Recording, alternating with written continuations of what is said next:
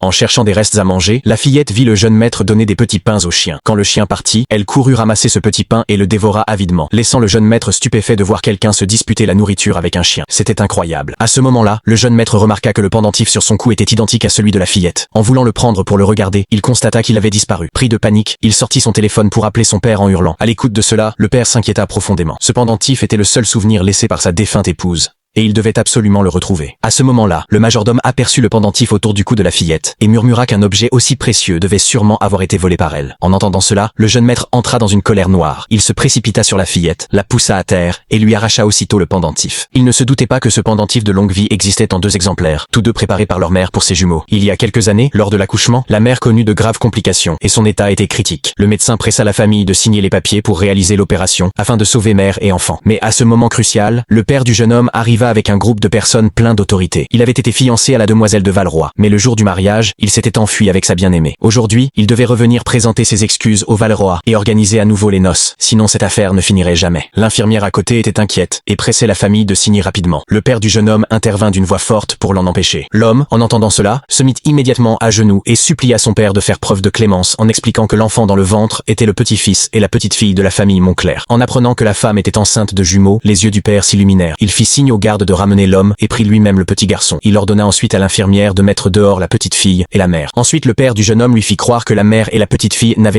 pas survécu. Heureusement, le petit garçon avait survécu et la famille Montclair avait un héritier. L'homme, bien que profondément attristé, accepta la vérité. Il plaça le pendentif de longue vie que sa femme avait préparé avant de mourir sur son fils, en espérant que la mère et la sœur veilleraient depuis le ciel sur lui. En un clin d'œil, 6 ans passèrent. Après l'opération, le corps de la femme était épuisé. Heureusement, sa fille dévouée mendiait chaque jour, donnant ainsi un peu d'espoir à sa mère. Aujourd'hui, l'homme entendit par hasard son père parler avec ses subordonnés. Il apprit que sa femme et sa fille n'étaient pas mortes. Pire encore, sa femme avait été rendue amnésique par les hommes de son père. Le père du jeune homme avait donné des instructions strictes à ses subordonnés pour que le jeune maître n'apprenne jamais que sa femme et sa fille étaient encore en vie. En apprenant tout cela, l'homme se mit en colère et sortit immédiatement pour confronter son père. Mais celui-ci resta inflexible et refusa d'admettre que sa femme et sa fille étaient encore en vie. Sans rien dire de plus, il décida de partir lui-même à leur recherche. À ce moment-là, l'homme, apprenant que le pendentif de longue vie de son fils avait été volé, sentit sa colère monter comme un feu et se précipita sur les lieux. À ce moment-là, la mère de la fillette accourut également. Pour protéger sa fille, elle se mit à genoux et supplia avec ferveur. Au même moment, la voiture de l'homme arriva également sur les lieux. Que va-t-il se passer ensuite?